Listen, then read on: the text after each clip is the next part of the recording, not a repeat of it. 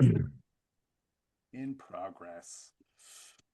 We are in progress, We are in hope. I mean, hopefully, right? Isn't that that's the dream? but You know, potentially not progressive. right? Exactly. Well, because this is the. I was just talking to my virtual best friends yesterday, and I was saying it's fascinating that progress, meaning movement in a direction, continual movement in a direction, uh, is not purely beneficial. And anybody who's ever been lost in the woods knows this as a fact. You can make a Yeah. lot of, you can cover a lot of distance and end up so far from where you want to go. I've only been lost in the woods like 1.75 times, and it's a it's a it's a special experience. It really is. It's you think "Oh, that can't happen to me," like so Yeah. many things. Yes, exactly. Yeah. Surely not me. I have solid crystals in my brain. I know which way we I can know how to go. walk straight. Yeah. Especially when you're in deep woods and you can't really even see where the sun's at. It's death. You're because you can't even do the like making an east west north south and even just off of the sun can be pretty difficult. But I find if you just put your arm out straight and follow it, you're Yeah, if nothing else, you're following your own path. You know what I mean? You're blazing your trail. Now you might yeah. end up dead, like many trailblazers have of the past, but then you're an explorer. You know, you're an adventurer. It's very Oh yeah, enlightening. then you're gonna make it to the top of Wikipedia. Exactly. I mean, well, depending on the editors. Well, speaking of, Wikipedia has locked editing of the entry on gender, fascinatingly, unless you have as an editor, because I'm an editor, I rarely edit, but I've edited 3 or 4 times. But unless you have 10 like successful edits, then you can weigh in on gender, which is fascinating. Uh, Oh, this gets us to today's topic seamlessly, which is today's question is gender a social construct? hmm. Question mark. Latest question here for Totally Classic, where two friends come together in curiosity and love and go, I don't know, what's the answer to this question? And how would you answer that? How would I answer that? How would we answer that? How could anyone answer that? And to also let you guys know that like everything is worthy of interrogation, and it doesn't need to be a fractious process. It can occasionally get there, but it's let's explore together. Let's explore, guys. Community now. Woohoo! Yay. I like how you named the question mark. Maybe that's gonna be the new thing from the dictation software. It's like Yes, it question will mark. help. Yeah, yeah. I have my note taking on Zoom running right now. I'm Brendan McNamara. And I am Andy Swindler. What is our pre-vote, Andy? Mine is well, I should say it's unfair to say starting because I think I've researched this more than any other topic we've done except for possibly the Israel Palestine because I needed like I had a very cursory understanding of that. Whereas this is something obviously we've been studying since college. If I would actually, for me, probably like sophomore, junior year of high school. So this is a long time coming, but I did a lot of research in the past 2 weeks. Very fruitful too, actually. But my pre-vote based on that, I should say, that's the reason I'm caveating all that. My pre-vote is a thumbs down. Well, you have new research because not only have you researched it, but we, I feel like, have discussed this topic or some variation of it more than perhaps any other. Yeah, Um, yeah, yeah, I, and my initial pre-vote thinking about this was yeah. was also a thumbs down in the context of our show Mhm. because we have, I think it might have even been a multi-parter, like when we dug into an adjacent topic and Yeah. certainly even elements of this one. Um, and I remember landing that gender, you've helped illuminate the history of the word and the confusion, the Yeah. ongoing confusion. I know I send you screenshots all the time of like whatever form, medical form I'm filling out. It's kind of like it's just none of it's consistent, which I'm sure we'll get into the pros and cons of that creative application of language. Yeah, yeah. But I remember landing that gender was most concretely linked to biological sex, and then I liked the idea of gender identity, like, being reserved for the social construct. So Yeah. when we talk about gender, I'm going to also start with a thumbs down. Okay. Yay. That's a good start already. Is it a phrase that you've heard said quite a bit? I've heard people say it both as like a claim and then both as like a, when people relate something that they perceive is a fact, but they kind of know it's a fact that they've simply received mimetically through repetition. But I've heard people say in like online debates or conversations or blah, blah, blah, well, gender is a social construct. I believe the WHO specifically says that gender is socially constructed roles, expectations, blah, blah, blah, et cetera, et cetera. Now, they don't use it that way across many of the studies they do, which is a fascinating element of the process. But it's a pretty novel claim, and I've been trying to figure out why people are saying it for quite a long time. And I hit on a new theory, which is why I introduced this, so I could bat this theory around with you. But I'm glad we agree. I wanted to. The first question was, do we agree on what a social construct is? I pulled a definition that's sort of a summary from multiple definitions to try to like concretize it. But I wanted to let you go first if you had a definition. If not, I can just say this and we can agree or disagree. But do you have Well, a definition? I don't have a definition in that way, but I'll tell a story, which is more my way, Yeah. or a comparison. Yep. Even the way you just said that, right? Social construct or socially constructed, Yeah. I've been holding slightly differently. Uh-huh. We've talked a bit about Lisa Feldman Barrett and her constructed theory of emotions, which I've Yes. really dug deep into and like in Yeah. a lot Yeah. of ways. And I found myself saying emotions are a social construct. But I'm not even sure she would say that. I think the idea that they are Yeah. Yeah. constructed socially or the way we build them and then convey them is depends on our social context, maybe is another way Yes. to say it. Yeah. That's Yeah. all true. But to name something as a social construct seems much more limiting. Yeah. Like it's really boxing it in like, oh, that it only exists within the context of our social interaction. Yeah. Yeah. Yeah. Our mutual, almost the simplest way I've been saying to people, a social construct is something that only exists by virtue of mutual agreement. It cannot exist elsewhere.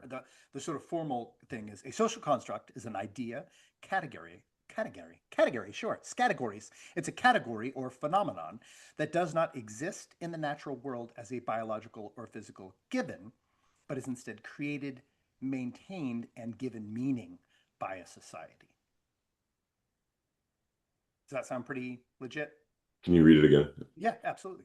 A social construct is an idea, category, or phenomenon that does not exist in the natural world as a biological or physical, quote, given, but is instead created, maintained, and given meaning by a society.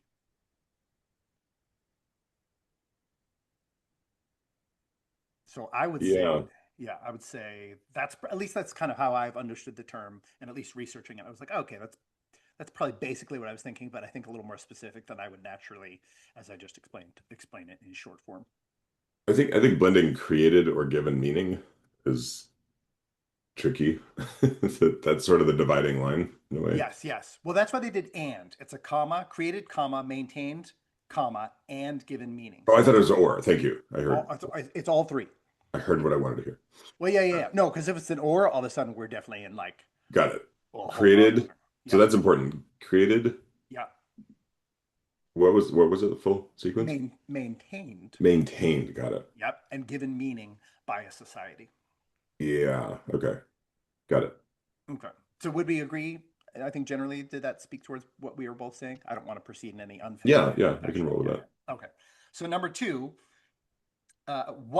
how or what gender definition is a social construct?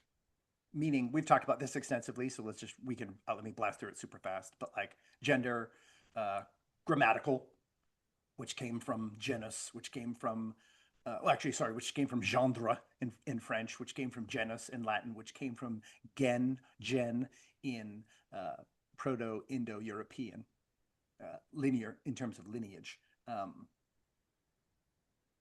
But now we have gender as classificatory sort genus of the sexual variety, and then simply gender means biological sex since before Columbus sailed the ocean blue. That's also the primary usage now in English. in published form and common speech. But then you also have gender as the social, psychological, cultural expectations, roles, blah blah blah, etc., assigned, associated with, or assigned by sex. That's OED 3B. OEDs, most of their entries are not available. They've left gender available to the general public, which I find a fascinating maneuver. And no, I've seen no reporters reporting on like, why did you? That's pretty particular. The one free word is this one word we're all arguing about. Oxford Languages is available to anyone, but Oxford English Dictionary is specifically a subscription basis, except Are for you saying it's but that's beyond the paywall, like that's publicly available, the word gender. gender. Just literally look up any word on OED, and it'll tell you some vague stuff about it. But subscribe for full definition. But gender is completely available, which to me Huh. I actually feel like is a linguistic like. I think they're trying to help, being like, but they're not. They're trying not to be Right. prescriptive. They're just like, here's everything we know, and then we're not getting into it. Like we're Right. just because eventually they capture linguistic prevalence, right? So, but I would say so. Both of those, the first one, biological sex, is not created by society. It's not maintained by society, except with very limited application. And given meaning by society, certainly not given meaning, but given additional meaning, yes, of course.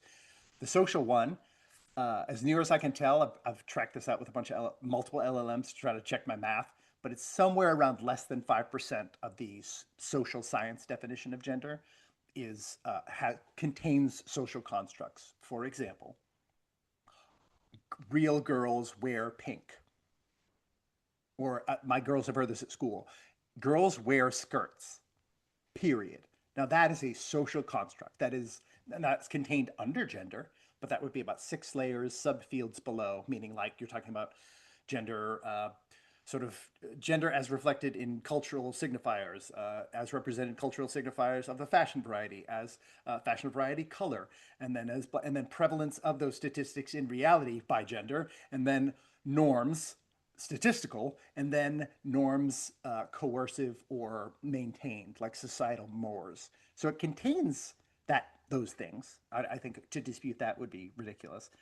Then you have the brand new proposition for gender, which your daughter learned at her sex ed class, which I would say, like we've talked about, that is a pure social construct. Meaning, if I say I'm a woman, but I'm not a woman by any known definition, but you agree that I'm a woman and treat me as a woman, then we have created a social construct. Like a so, or when people just say like we're agreeing to agree, so then that is a pure social construct because as soon as one of two parties says I remove myself from this, it doesn't exist anymore. Then it's just a singular claim without coherent reference, if that makes sense. So as far as I can tell, that's how it breaks down. But I don't know if you've thought about the multiple uses, how you, because I know you live in the same world that I do, so you see gender used in all of these ways, like just in the world. Yeah. I mean, would you agree that like all of language is a social construct? All of language could technically be described as a social construct. I would just say you have to, if you're going to refer to a particular piece of language as a social construct, it needs to have distinctive elements. Yeah. Because then if all language is social construct, then gable frisbees, plate masks, oven side for breakfast, which Oh, that's what obviously, we had. yeah, which obviously means like I actually really need to borrow your car. So language, yes, all language is agreed upon uh, reference to blank, blank, and blank. However, language can refer to social construct, pure social construct. Maybe we could do that next. Um, but it also refers to empirical reality. Like gravity is a social construct. Gravity, if anyone's ever leapt off of anything, exists. It's a socially constructed word to describe an objective Yeah, truth. yeah, yeah, yeah. Insofar as we live in this 3D physics reality. Yeah, as long as we're still bound by, and it could just be like the Matrix, where we have to know that we can conquer it, um, as we do in our dreams. Which I'll tease this out, which I think the fact that language is contextually social is relevant, but that doesn't excuse just like randomly replacing words at whim because there's a reason we have. I mean, like think about the word construct, right? You Yeah. construct something, like you construct a building, Yes. you know, you could, sure, it was constructed. If we're going to tear it down, maybe we need a reason to do that, or we should talk about that. I would hope so. I mean, the anti-gentrifiers, I hope, would agree with you as well. And this is why we preserve. Yeah, actually, like I don't know, Chicago has quite a few. There's a lot here in Raleigh as well of like buildings that are preserved, right? Right. They have like uh, actually in your neighborhood, they have quite a few buildings of like architectural distinction. So it's like we're not going to tear this down because this marked a particular moment of human understanding around architecture and both the pragmatic and connotative qualities that I think in whatever the deconstruction sense, the political ideology of architecture, because it says that spaces are meant to, like where you got married was I'm assuming a historically preserved building. It's flipping gorgeous. And you'd be like, to knock this down and build some like temporary shelter or a parking lot would be offensive because you're like, no, no, no, we're losing like an integral part of our understanding of ourselves and how we create space for each other and for ourselves and shelter, how you create shelter. Yeah, I think that's a beautiful way to put it, Thank you. Andy. Thank you. I did want to talk about gender as a social construct just to sort of, well, actually, stop, Brendan. Can you think, or can we agree on something that is a social construct and has some dominant weight in our culture? I have like my number one, and then there's some that are like fragmented, that are like partial or more, let's say more of a social construct than gender, let's say. But um, that was part of my pursuit to go, okay, well, as we're trying to figure out if this thing belongs in category, well, what else do we know is in that category to establish boundaries of category? Yeah, if you've got one, go for it. Okay, yeah. Well, so for me, fiat currency, Mm, kind of what we would commonly refer to as money. yeah. Money in the modern world specifically. And I would say modern worlds because like a lot of people are like, once we jumped off the gold standard, money became pure social construct, pure fiat. Like the $10 you hand over, if the economy were to collapse tomorrow and everyone got really freaked out and was just like, that $10 isn't worth $10 anymore, or it's worth nothing because it doesn't even burn that well. It's like, no, you got to give me, if you give me a wrench, if you handed me a wrench that is worth more than $500 right now, because I need things that are truly tools, not just like what we're going to agree on. But I would even say, in the modern sense, that gold formerly had, this is my thesis, gold had its preeminence. A, because it's pretty, but it doesn't rot, it doesn't rust. So it has a permanent quality, which makes it like, ooh, this seems foundational. Also, for ancient cultures, gold, because it doesn't wear away the same way, and it doesn't rust, and it doesn't rot and fall apart like parchment does, and it doesn't wear away like carving something on stone does. Anything that a culture captured on gold, like linguistically or hieroglyphically or whatever, is preserved monumentally. So in some ways, it's our time capsule.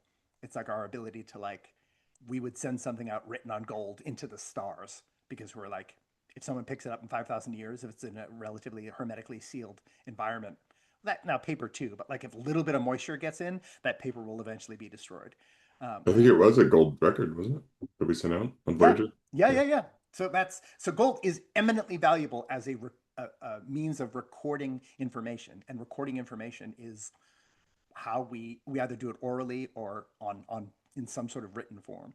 So for written language, which I think is a coordinate, I don't know, foundation of how humans get to Congress, it's very, very valuable. But we don't have that same problem anymore as much. Although for virtual stuff, you still need access to read, decode virtual, whatever computer language.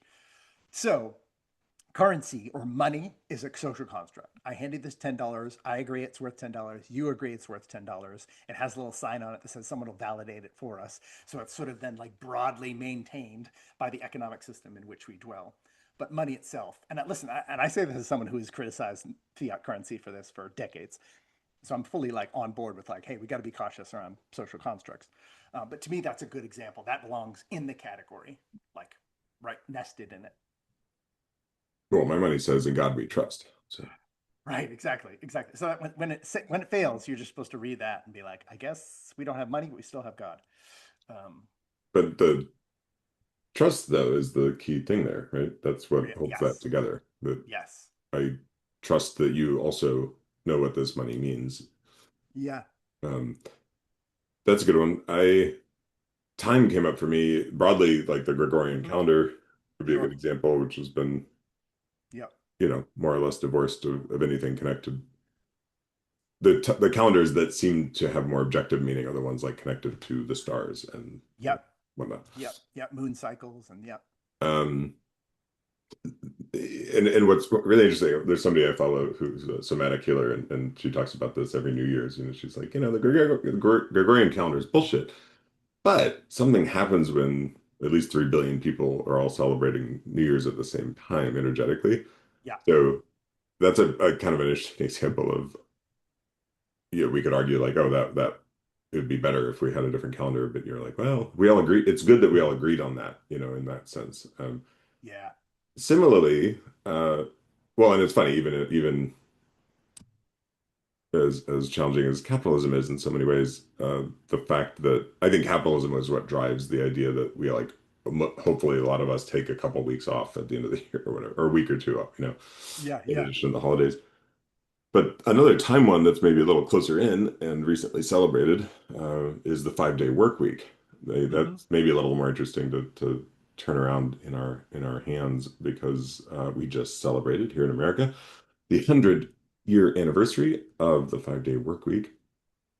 And there's many advocates for a 4-day work week or less. Some are saying AI is going to turn it into a 4-hour work week or whatever. Yeah, Uh, yeah, yeah, I know that book came out many years ago, but maybe it's becoming a reality. yeah. Um, And I would push for 6. I mean, that's the thing, right? As Yeah. creatives and entrepreneurs, it's kind of like the lines of work blur, and you're kind of like, I think I work all the time. Really? Yeah, it's hard to stop. I take a Sabbath every week on Sunday, and it's hard to figure out the thing I love about it is you actually start figuring out what's work. Yeah, It's really fascinating because like agrarian, my brother has a farm. He's like, there's no days off. You don't just not feed the cows. Now you don't create new projects. You know what I mean. You're not developing right. things in order to make money, but in order to sustain that which you are responsible for. Like, what do you mean? When do you stop working? You don't harvest, you don't plant, but again, do you maintain? Like, or do you just go, today I'm not even watering? Like, it's all, it feels radical even as you say it, right?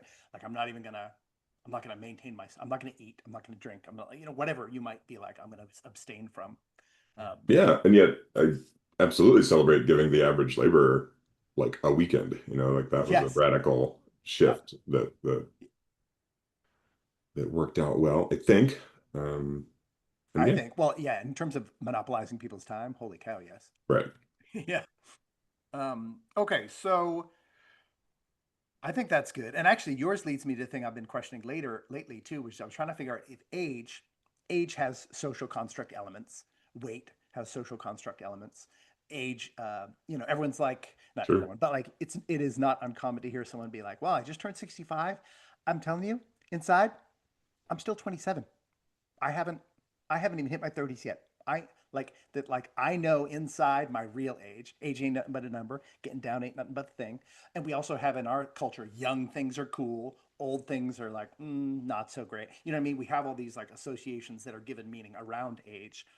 And Sometimes I'll say somebody is youthful or they have a youthful spirit. yeah, they're useful, and that's a positive, right? It has like a value judgment inherent in it, and we're trying to like kind of maintain our youth visually in order to communicate that. Like, and when we see somebody with Botox, we kind of just like have a social contract to be like, oh, I see what you're going for here.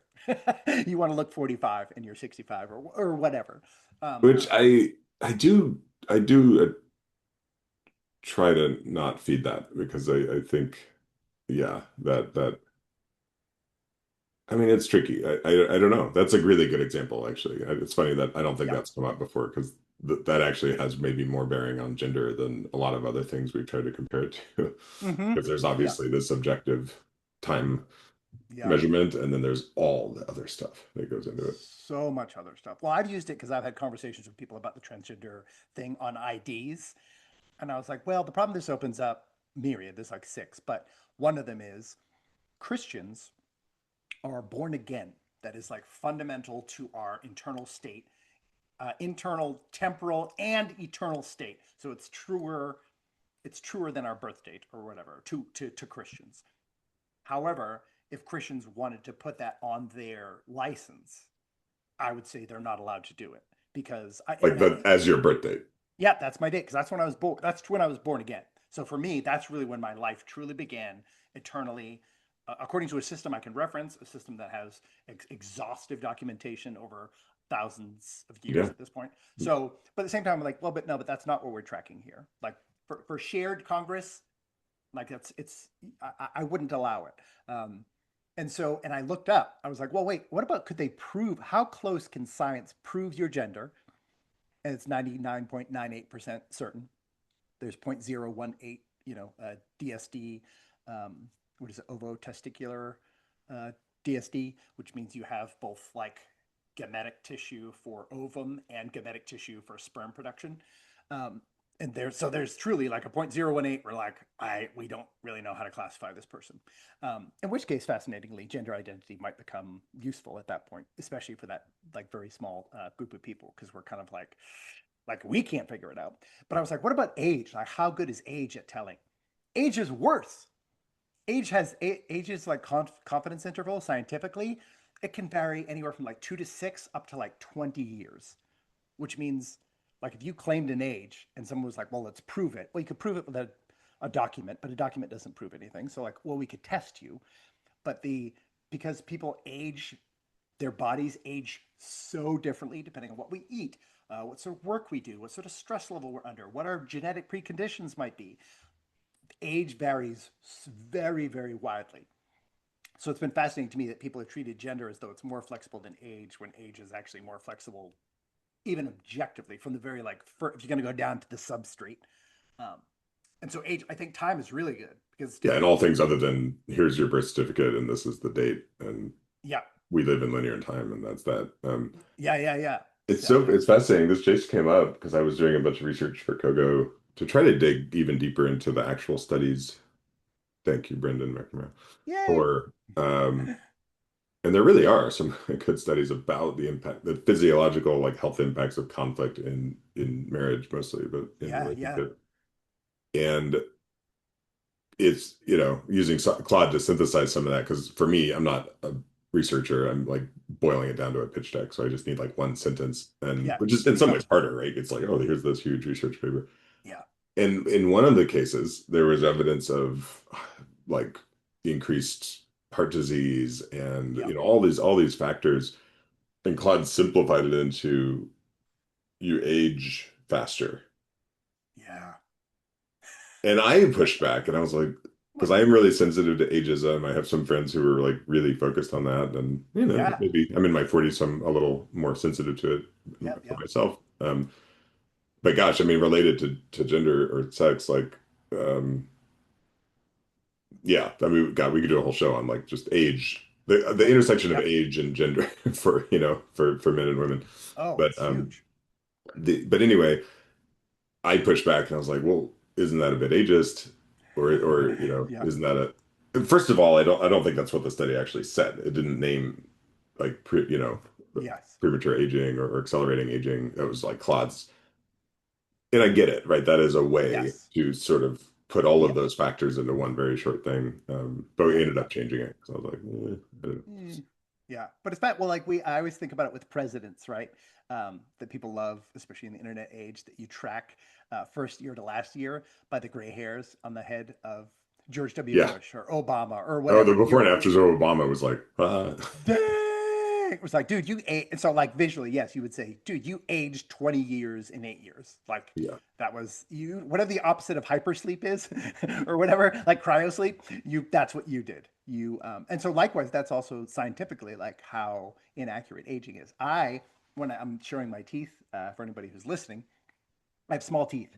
And when I went in to get braces in my late teens, they said, you have the wear on your teeth. I was 16, I think. You have the wear on your teeth of a 40-year-old. So I thought about that skeletally. So if my remains were left behind, my gender would be male, most likely from my my hip distribution. But they might be like, oh, this man was 80. If I died today, this man was 70 years old when he died. you know? So it was like based on like my dental records or whatever, which is like, that's a solid piece of evidence. That's pretty consistent. But I have had an oral fixation. I have naturally smaller teeth than average, and I had an oral fixation throughout most of my childhood. I chewed on absolutely anything I could stick in my mouth, pens, pencils, erasers, just whatever. It all felt. I have intense proprioceptive intensity in my experiential life as relates to chewing. But it is fascinating, like how much of it we are dancing around trying to understand something that we all celebrate on a yearly basis. Well, yeah, and in that case, I was explaining, we ended up, I think, going with it's kind of conflict, interpersonal, interrelationship conflict is making us sick. Yeah, And it's like, yeah, I jumped to, I mean, most of the people I know who have aged a long time have ended up with some kind of tangible or objective sickness. yeah, But not everybody does. Lots of nope, people just go fine and then one day they just drop dead. yeah, yeah. Oh, So I think that's a pretty good corollary one to how gender functions, meaning, um, and okay, here's my thesis though, and I think we've talked about this a little bit. Maybe we can just run to that point. Oh, would we agree that the self-identity version, meaning gender is what one identifies as, would that be a pure? Can we put that entirely in social construct, meaning it requires mutual agreement for those terms to be applicable? well, that's the rub, isn't it? Yeah, I mean, in the context of so yes, I do think it Yeah, is striving to be a social construct, but that's probably why it's failing because yeah, maybe the right. agreement is not there. Yeah. Yeah, the agreement. Yeah, yeah. So that's fast. Well, yeah, right. So then there's like inter-cohort agreement, but broader disagreement, um, which to me is very fascinating. As I said during the lockdowns and stuff, that I was like, we are watching like a stress test on how you respond under pressure, and will you vilify your neighbors when, as in similar kind to what happened previously. Like I think we did that. Is this pandemic a time machine? In our episode, I was thinking that here too, where I was like, we are living through something like the direct, uh, what is it, corollary of the invention of race in the 1800s. Because race existed before that, like a race of giants, a race of men. And they would sometimes use that. People would use it all sorts of different ways. People recognize visual differences. People used to say, contained of a Moorish complexion for dark people, or they're dark as obsidian, or their eyes are slanted as though contemplating a question. People would try to recognize physiological differences between them. You're like, wow, you look like a different kind of person. I Um, remember I was early in my woke training and I was like, if there's like nine people and one of them is black, I don't want to like say they're black. And the black friend was like, you can say they're black. I know what you mean. Yeah, yeah. Well, Yeah. black contains all sorts of elements You're of. describing everything else. You're like, well, the one wearing glasses and the one with slightly longer hair. Yes, The I've done black that. Yeah, one, yeah, I got it. Okay. yeah, yeah. The black. I've done that for UFC fights with my kids. They were like, "Who's?" They keep saying Gutierrez. Who's Gutierrez? And I was like, the green shorts. And then whatever. Uh, Aminowitz is the guy in the white shorts. And you're like, wait, the black guy or the white guy? I was like, okay, yeah. The dark skinned man, yes, is Gutierrez. I think he's from the Dominican Republic. I The don't one know. with Moorish complexion. Yeah, the Moorish complexion. He looks like Othello. That Othello fellow. Okay, so that gets us Desdemona. Mona. So that gets us a little close to, I think, another point of agreement there. And do you see the corollary there though too, or do you find it distinctly different? Because at that point they said, here's some things we can observe. So we're going to form a new taxonomy based on what we've now genetically found to be kind of a. It's not that race is entirely a social construct, but there are many elements of it. We found that it was much thinner on the biological end once we mapped the human genome, which confirmed gender as remarkably solid and genetically provable. But it showed this is when race as a social construct became like a dominant cultural phrase, I noticed, post mapping the human genome, because they found out that genetic variance within phenotype racial groups can be broader in some cases than outside of those groups. So you're like, oh, genetically, this is not really, race genetically is not a wildly useful term. And so we're propping it up as though it's much more referential of like a deep reality or a true reality, when it's really like an observational reality. Um, and so I think right now we're seeing an invention of a new social construct, and that's the part of me that I'm like, hold on, wait, why would we want to do that? Like I don't think making racist as codified was a good idea, even though I think scientists at the time were both like, well, like why are these things different? And they were trying to figure out. They were trying to kind of work from. They were trying to reverse engineer the problem, but it created hierarchies of kind of standpoint theory, right? Where it said that white people are, so that black people are kind of excluded from the fullness of civilized man, to kind of draw on the Darwinian theories that they were, or Darwinian like statements that they were drawing on. But it wasn't, I don't find that coordinately helpful to a society to then be like, to create these things that you are supposed to maintain and use as though they are real. Because in some way, at least even intentionally, it led to inclusion of some people and exclusion of others. Yeah, and then it gets even trickier because to initially survive, and I think now to celebrate some survival, certainly, but is also still naming cultural groups by those same categories, Yeah. which Well, yeah, in that's some what, cases yeah. are meaningful, in other cases are separative. So, Yeah. Well, that's been interesting. You might have observed this in your own cohort as well, which is like this. I wrote it down this way. I said, if race blindness hides racial discrimination, that seems a pretty consistent claim. And I think it has some validity to it for certain. Then gender blindness hides discrimination against women, might be the biggest, like, what is it? Sort of, I don't want to just immediately jump into hypocrisy, but like a conflict of intention, meaning the same cohort that seems to want to make race kind of a central point of people's identity, very relevant, very important for us to maintain our eye on. And yet the same cohort is like, we want gender to be less determinative as identity, except this new version where you just claim it for yourself, which is, to me, that would be destabilizing in terms of the exact same thing we're concerned about, which is like, how do we celebrate human sex differences, and how do we navigate sex differences that do exist, and how do we navigate gender differences, because that's entire sex cohorts. Gender as a field of study in academia quite literally was devised, especially medically. It was originally called gender medicine, and then they had to basically move their category, which is hilarious to me. Maybe this is the first like bathroom law where a particular woman, she's still alive, she has crazy hair, look her up. She invented gender medicine as a way to go, hey, we're using men, the male gender, as the standardized form for all scientific testing. right.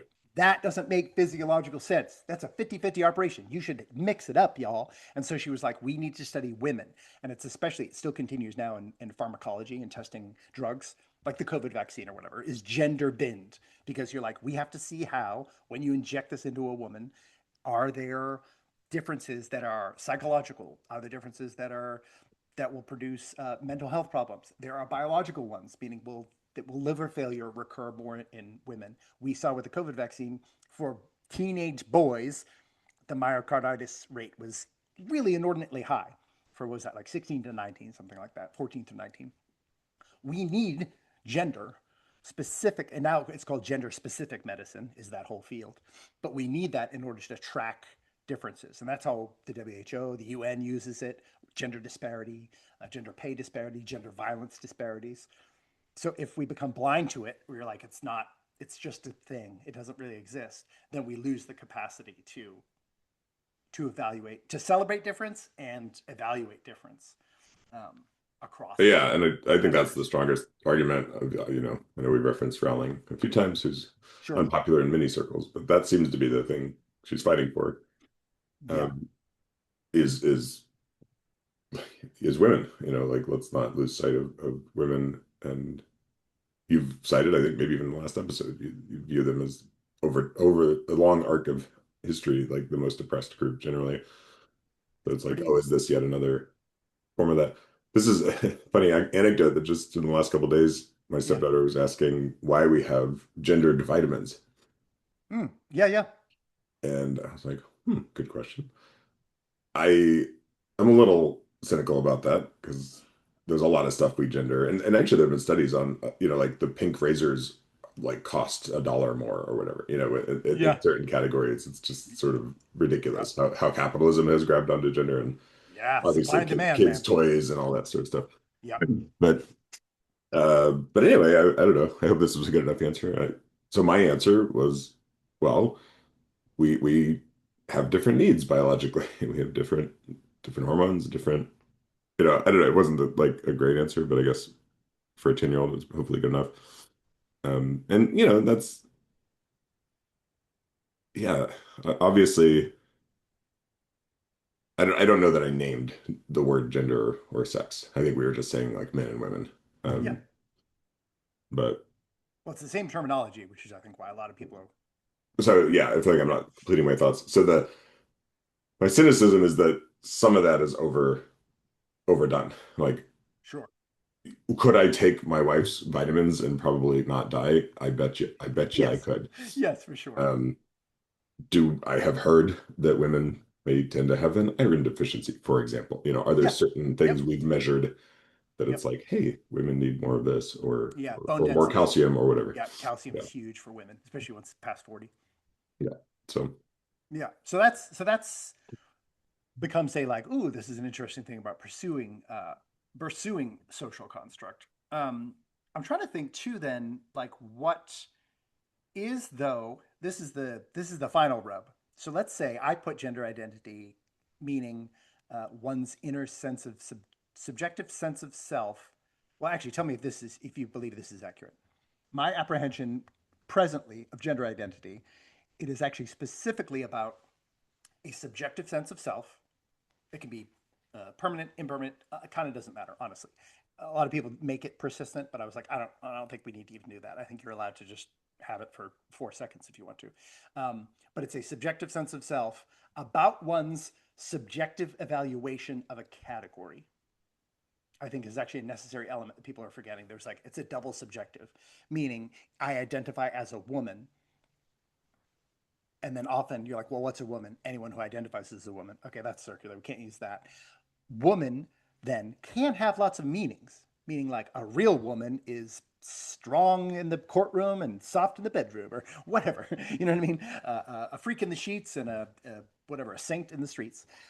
You can have all those sorts of things about what woman means, but if you don't define it, ultimately it can be a subjective assessment, even of gender, meaning like if you think of gender as only the 5% slice that is social construct, like pinks, blues, you girls have to, boys have to, type of thing. That's a very small percentage of what gender is in the social science sense, because first and foremost, it's much more concretely like gender distributions of big five trait personality attributes or self consciousness in males and females, or prevalence of mental health struggles. Literally, pick one, and they're gender binned in terms of distribution. Transgender identification is 3 times that of men in amongst women. Because the AMA has said that like anything that's psychological, you're supposed to categorize as gender. So that means transgender claim is sorted by gender according to the AMA. So that means at some point that identification is about some aspect of gender. We don't always know which. In my conversations with people, a lot of times it has to do with just that little 5% slice of what gender is, meaning I don't identify with any gender norms imposed or coercive, which again, I am fully on board with. I try to let many people I've raised my kids wear whatever they want. They get told that girls don't wear that, girls don't dress that quite often. And I'm like, well, you're a girl, you're wearing it, so it is. Prove so it. so I think you just nailed the crux of it. I mean, Yeah, to me, that's like the entire motivation for all of this I would is hope so because I'm down for that. don't conform to norms that are coercive. Like that's a really elegant way to phrase, I think, what's at the absolute center of all of this. Yeah. And the idea, so I was you said the outline and I was like, in startup land, we're always like, well, what problem are we solving? Yes. So Yes. that's to me, that's it. You just named it. That's the Yeah. problem that is sought to be solved. So maybe one question is it working? Is this a reasonable solution to it? I don't. Well, let's look at our own lives. I would theorize and see if you agree. We grew up around the same time. The 1980s represents a peak time of solving this problem. That was a better way of solving this problem than the present attempt. Because what the present attempt is now doing is developing more categories, M O R E, that are being imposed as mores, M O R E S, meaning there are more things that we have to coercively comply with now than previous. So we've multiplied the problem. Now, is it to flood the zone, whatever, Breitbart style, flood the zone with shit, and nobody really knows what's going on, and that kind of blows everything up because nothing works anymore, so we just throw it all away? Possibly. But we look at David Bowie, Boy George, um, rise in quote unquote cross dressing. Uh, we saw that hair bands, like the most dude, like gross toxic masculinity. I remember, at least of the era, other than some hip hop lyrics, but was in rock music. And if you looked at them, any older dudes who were like your mechanic uncle was like, who are those queers? Because they looked like what we would consider women to look like. Their hair was hairsprayed and poofed. They had makeup on. They had eyeliner. They had rouge. Like they were presenting as like what we would consider feminine archetypes or even feminine gender norms. Not gender. The whole thing is they were gender bending, meaning they were taking our ideas about gender and kind of moving them. Which to me, I was like, so we grew up in a culture where you were like, I don't know, yeah, I had a dude in high school who like wore a skirt on a somewhat regular basis. That's what he felt like wearing. Rock Yeah. on, rock on. So we were down, like everyone was down, and so sometimes I think that there's a weird thing that's been sold as though we were somehow living in the 1950s before the most recent two generations were born, and we weren't. So then, to me, that's a good solution because it just goes, hey, you want to dress that way? Cool. Now, sometimes you're going to get pushback. People are going to say stuff because you're diverting sequence. You're not just like blending. That's fine. We expect that. Everyone expects that if they do something novel or somewhat novel. And we've seen it fluctuate throughout history, right? In the Louis XVI's court, if you pulled any of those outfits out and the makeup out, you'd be like, okay, that's not how dudes dress now. That's not very male gendered, but it was absolutely male gendered because it's what men did. It's what women did. So it's just, again, we're just processing. We're all AI, where we are processing patterns and just going, here's the normative. And then things happen outside of those normatives. They're still within category, but they're outside of normative. So I would say that was a better solution than having to be like, no, this is an immutable objective thing one feels eternally. But again, gender identity wasn't codified in any sort of sense that we now proceed in speech about it until the 90s. So it happened after that era. Well, Um, it sounded like one of your revelations was like it sounded like realizing that the people who are arguing for gender, this newer definition, yeah. aren't trying to say that's what it's always meant, but that it's prescriptive, as you said. Yes. Now, in some cases, I have heard people out, and certainly on Instagram, to be like, "No, I'm a whatever, gender historian, and this has been this way, and blah blah blah." But Yeah. that aside, is that true? Is that one of your newer Yeah. It's a newer concepts? revelation that I think even the people who aren't saying that are saying that. I think it's a particular shuffle in order to include gender identity as the primary mode. It is not referencing gender previous. And I don't mean that just as a thesis of my own. I could screen share, but I probably just won't. I've started pulling. I have about 50 citations from across the past decade or so only, where things like framework for gender differences in human and animal toxicology, or gender and weight shape brain dynamics during food viewing, that's psychological, Untangling the ties between social cognition and body motion, gender impact. That's psychological, physiological. Or prediction of fetal gender through fetal biometry, fetal gender through fetal biometry. Oh, sorry, it's just the link. I'm reading the link. Or gender specific differences in the immune response to infection. Anyway, I could go on and on. There's 50 citations here. Um, so if anyone says gender is a social construct, you be like, okay, well, what does brain weight have to do with social construct? Well, we're dividing it by something that doesn't exist. Well, it does exist in 99.98% of humans. I don't know what the prevalence of like non-bipedal humans is, but we definitely study things and apply things socially based on either majority, meaning just like 60% of the people. So let's do that. And everyone else is going to kind of have to translate off of that. That's fair. Like if you move to Japan, you're not going to change their language. Um, but in this case, it's actually based on like statistical certainty. So if they said gender is a social construct, that's kind of like saying Andy is a hand,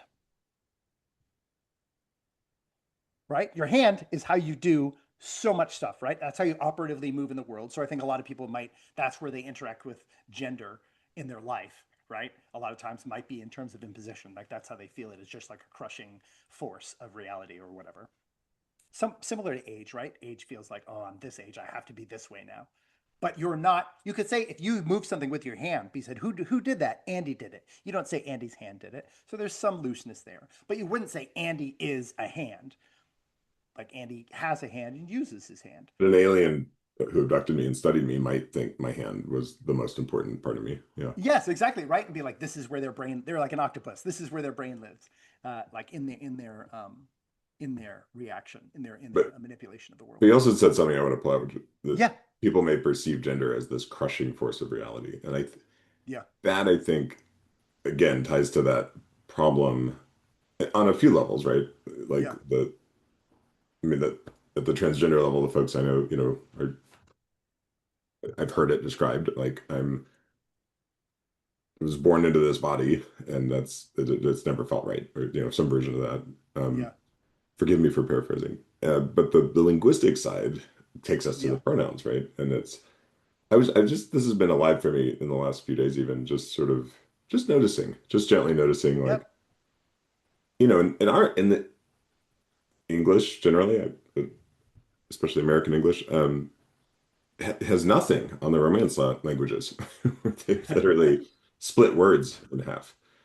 I Yes. remember Yeah. trying Yeah. to Yeah. learn French, and it was like, wait, what do you mean I have to learn two versions of this word? You Yeah. Yeah. um, but that I think that's a part of it. Yeah. And why is it crushing, right? If we keep like ask the five whys to that problem, it's like, okay, Yeah. well, why does that feel crushing? Why does it feel crushing to be named by your gender Yeah. constantly, right? Just at a pronoun level. It's pretty normal. Yeah. It's like, I don't know. That's an interesting question to hold. Yeah, yeah, and I understand it from a like an empathic, like a trained empath actor, but I also understand it from experiential reality because again, as I've talked about on this show, and I'll continue to talk about it because I do believe it's relevant. Some people get mad about it, but I could care less because I'm 16 in politeness, 88 in compassion though. Is that I'm body dysmorphic? So I have looked. People have said, "No, you're not fat. You're actually kind of skinny," and I go, "You're putting a weight on me of skinny." That is not only just an imposition, and I feel like it's there, but it's absolutely challenging my ability to cognitively and even censor in terms of sensory input, receive what you're saying as true. Can't take it in. I I I struggle to do so. I eventually had to compartmentalize and be like, well, okay, yes, I take what you put in as like a point of fact. I can't see it. Like I've told the story, but I'll tell it again. I fasted at one point in the wilderness for 40 days. Throughout the time, I kept looking at my body every couple weeks or so, and I was like, this is a miracle. Like, this is a miracle that I didn't lose any weight. This is gonna blow people's minds. Uh, Archie saw me when I came out. She picked me up and she cried because she was like, you're so skinny. I was 155 pounds. I'd you were lost gaunt. Yeah, I lost 50 pounds. I could not see it. Had frequent, it was just me. So I Uh, wasn't reflecting off of other people's receipt. This is just me alone evaluating my body. And I would have put my weight maybe 5 pounds less or something than my original weight. I would be off by 45 flipping pounds. So I understand being like, I can't perceive the reality you're discussing. I can acknowledge it as reality, but it gets in that realm of like, well, but that's not quote unquote my reality. I wouldn't use reality in that case, but I was like, I cannot perceive what what is the ontological is here. So again, I get that. I think what you're talking about is fascinating because what I in researching and talking to people, the thing that we've talked about sometimes, which is I was born in the wrong body, which makes gender specifically biological because it's body related. That is really that is the transsexual identification. It's actually not. This is trans, and just so everyone knows, transsexual was recoined transgender because sex had a specific, and this is both by people who claimed the name as well as academics who are defining the term. It was changed to transgender because sex had such an association with the burgeoning field of study of human sexuality. And they were like, it's too confusing. And that there was a person who started claiming, who was an activist and a transsexual person, started using transgender because he said, he said that like who I'm saying I am right now is not to do with who I hop into bed with. It has to do with like myself, my body. Meaning that is the formal like coining of what transgender means. In the modern context, though, it's kind of that's a subset now of transgender claim, meaning I Right. identify as woman, and then woman goes undefined because again it's a subjective evaluation sense because your immediate thing would be like, well, do you mean that objectively, like do you have a period, do you emit sperm, do you emit is such a weird word, I apologize already for using that. Do you emit sperm through the night? That just Mm. sounds gross. But it's Sometimes. but it's fascinating because those are really two very different claims, meaning like I was born in the wrong body, because then we have a somatic issue here, which also relates to language, which we can get to. Um, but in the other, we're actually claiming like a categorical understanding that may have reference to, it does explicitly have reference, but in the way they're using it as like a pure social construct thing, meaning gender. I'm actually intent on inhabiting gender norms of the opposite gender, if that makes sense. Or at least that's the way I perceive it. Again, I've tried to talk to a lot of people who identify as such. Thus far, it is a it is a premise that is unusually, or I would say remarkably, um, antagonistic towards like interrogation, and I mean it in the light sense, but I think they receive it as the hard sense. But it's just going, I literally don't know what you mean, and I don't know if you know what you mean. So I want to know what you mean and what you mean to mean and what you actually mean, so then I can address and actually deal with you as a like even in the social construct of language, like make sure we're using we're speaking the same language in any way, shape, or form. But even doing that is generally received pretty hostile. Yeah, I could see that. Yeah, it could be tricky in that way. Well, French is interesting. So this is where my research led me. So gen, it was pronounced gen back then, but the gen sound, the gen sound, is approximately 4 to 6 thousand years old. Meaning, Hmm. in terms of the wait, what's the woman's name? I actually was referencing her when I was talking to LLM the other day, and I forget her name. Who did the sort of emotional cognition is kind of a mutual somatic slash social.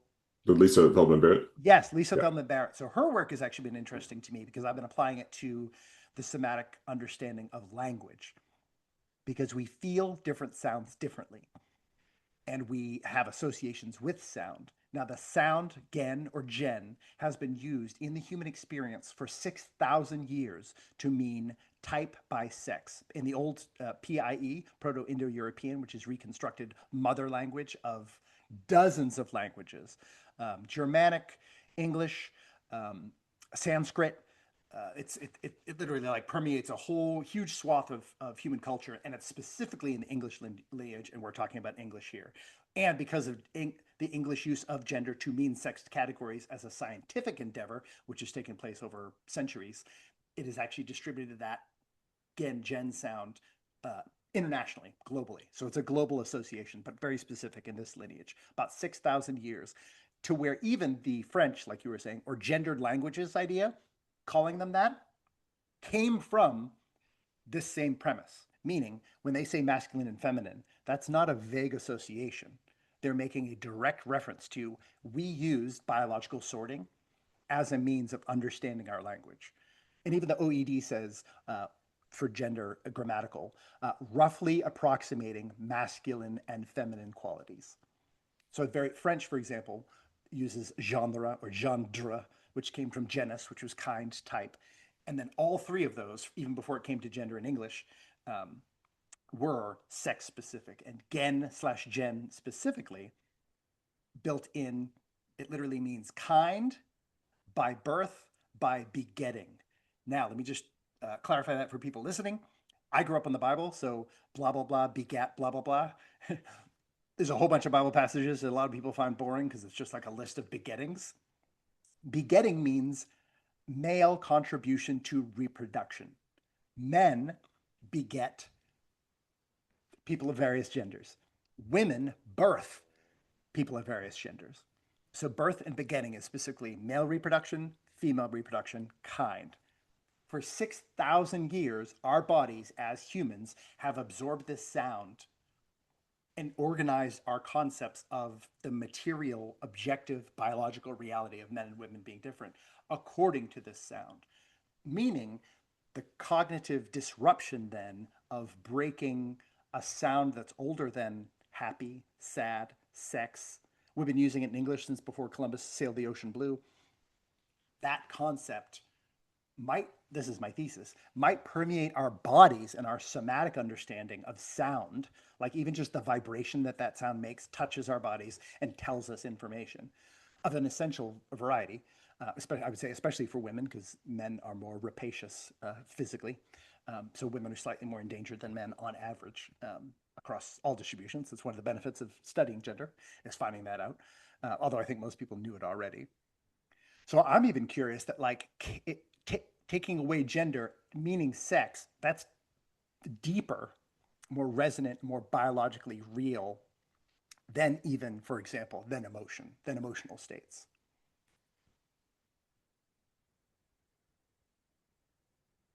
Well, it makes me immediately think of like um, intergenerational trauma. There's a there's a better word for it. I'm not thinking of it, but Yeah, like yeah, this idea that lots of things live in our body over time. yeah, It also yeah, makes me a corollary maybe is many of the words for God have the sound awe in them. yep, So yep. there's yeah, the lineage of language living in our bodies. I think that's a fascinating and even reasonable thesis. It's kind of interesting, right? I got it, and I got it from you, Andy. Like I've formed a whole thesis. I got like a little 5-page thesis on this that like I called it "The Body Keeps the Score," the music of Gender. Well, so the question becomes, I think, for folks like myself, who didn't hesitate to throw it out, Yeah, yeah, but again, there too, like, wouldn't that be interesting to trace lineage or, because not everybody's obviously stores things or has the same lineage, or I don't know, like if it to the extent that's true, it's like I or it was overcome, by other social factors, right? yeah, Like this sense of, oh my God, like, and I know I've talked about this probably quite a bit in yeah, our earlier shows, like what drove some of the leaping into social justice, yeah, you know, communities without asking all the questions. And again, I'm not saying they're all bad, but it's like I didn't ask a lot of questions. I'm not sure a lot of people do. yeah, Um, so it might be an intersection of like, yeah, this lives, but this maybe it's just as simple as, belonging or wanting to fight for the right team or an yeah, overwhelming sense of like, oh my gosh, like we've really got to do it this way so that fewer people get hurt or wherever yeah, it's coming from. yeah. I think so Maybe too. overcame that. Yeah, I think so. Well, to me, I noticed the corollary even in our conversations, but over the sequence of time for the prevalence of these adoptions. They were coordinate for some people, meaning they happened in kind of rapid sequence, but we watched this happen with anti-mask, anti-vax, and now anti-trans. All three of which were based on interrogation of the accuracy of the information more than just rejecting it altogether. They were like, well, hold on a second. I have to wear a mask when and what type of mask and how do you know that works? Anti mask. vax. Well, I've already been infected. Like, do I have to do that? And then should I do all the vaccines? It seems like some of them are good and some of them aren't. Anti-vax, right? So it immediately becomes like a, I think really it's a coordinate threat system or an othering system or a moralizing that which has no moral quality. They're simply like at best ethical or whatever. So in some ways, I think it be could be coordinate to that. Um, and because the pursuit, like let's say harm reduction, which I think is both of our aim, then says, oh, okay, well, in order to affirm this, and you've watched it happen, like at your daughter's class, it's a replacement movement. It's not a coordinate movement. It's saying, no, no, no, it doesn't mean that anymore. It means this. No, yeah, that I agree So, with.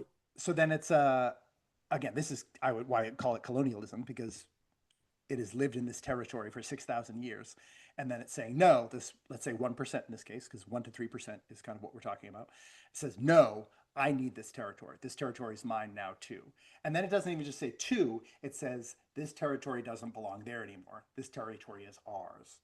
So it's like British or colonialism in the way that we understand it, meaning a group comes from an outside perspective to a place that is firmly established and says, this is how we're doing things now. And if you don't do things now, you're not civilized. So I think there was that sort of thing of like, you're not adapting, you're not, in a sense, they continue to say language evolves. But gender identity as gender is not a linguistic evolution from gender. It's actually a cutting where you pull gender identity off the seventh degree out. It's six layers deep in social science gender. And then you plant that as a new tree. And then this tree is now gender. So that's not gender anymore. That's we're gonna only call that sex, for example. They're like, we're making all that sex, even though gender is older than sex um, by thousands of years. And gender in English is the dominant term for this, for groups as sex, according to Engram, Coca, and common use.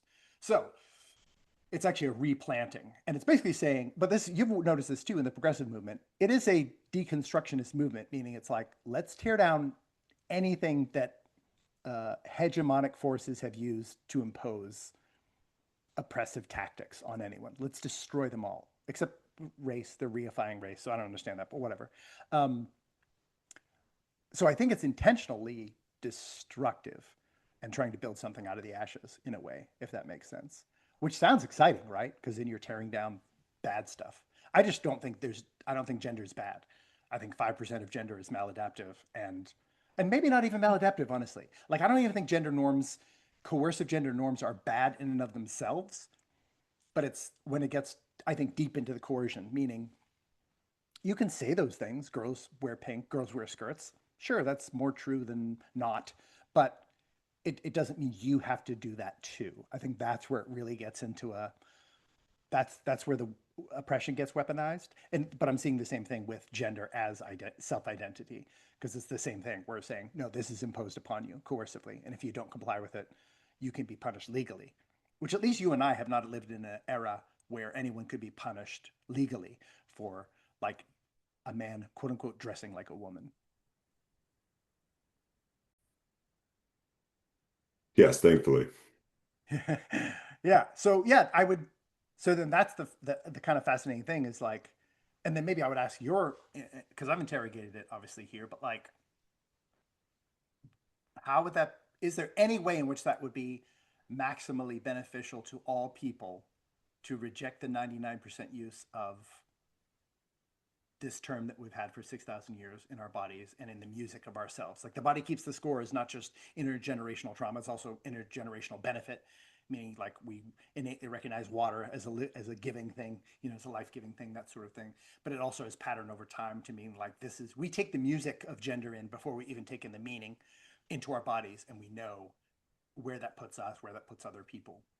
So we've used it as a coordinate objective measurement for how we figure out discrimination, how we figure out like scientific differences, even in the animal kingdom, mice, whales, I have citations here, they're organized by gender because it just means sex groups. So if we're going to take that away and hopefully replace it with something, um, then and only use now, gender now means blank as pure social construct. Does that, and I think it does, but I'd love to hear your take on it. Does that create more opportunities for oppression by the multiplication of categorical mores? terms of harm, like harm benefit reduction. Because if rejection of your internal declaration of reality is harm, then that has to apply to the 99 and the one. So we have those levels of harm. And then does it discombobulate all social order? Because we are one of the multiple of the citations here are gender recognition by gait, by vocal tone, by pictures where they pixelate the pictures and then slowly increase the perfection of the image. Humans can recognize other people's gender within 500 milliseconds, which is about the space of a slow blink. And that's how it's in. This is not just me saying it's gender. This is literally how it's studied in the field. So what it means scientifically, which means we all know gender visually, but there's a social construct element being introduced, whereas we have to go, okay, I know what they are, but they want to be socially recognized as the thing they are not, in terms of what my body and my cognitive, intuitive body keeps the score. Like the music that they're playing, that I see, that I hear, is saying playing a different song. Yeah, I said this in another episode. It seems like a losing battle. It's like why yet? I think at the time, and I still agree with this, like gender identity would work better, although let's not get into the whole category around the definition of identity, but let's just say another term might have Yeah, been better served here than trying to reinvent one and yeah, redefine one. So the only benefit one benefit at least I can see is actually stoking the thing that we do, yes, stoking the yeah, reason for interrogation quite yeah, loudly. So yeah. yeah, there's that. My proposal, and I sent this to you, but I know you literally are still in like deep dive getting coca out to the world, which is an impactful and necessary primary focus for you. But my proposal was that we actually stop fighting about gender and we give up a different word. We sacrifice a different word, Andy. We sacrifice genre. Same root in French, and it means sorting by kind, but genre has to do with tropes, which is far better corollary to gender norms than gender itself is. Meaning, like you're stating your genre. Meaning, so my genre, if I was identifying as a woman, would be like uh, Linda Fiorentino in The Last Seduction, like a femme fatale during daylight who takes charge and blah blah. You know what I mean? So you have these. You already have the association with trope, with genre.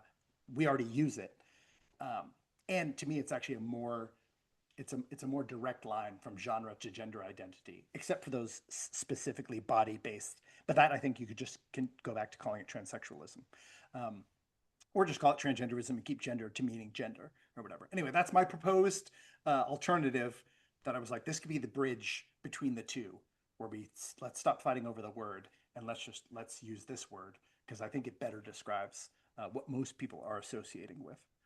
So I don't know if that'll heal anybody or help anybody, or how one gets linguistic uptick, but that's my solution. Fight for it on Wikipedia.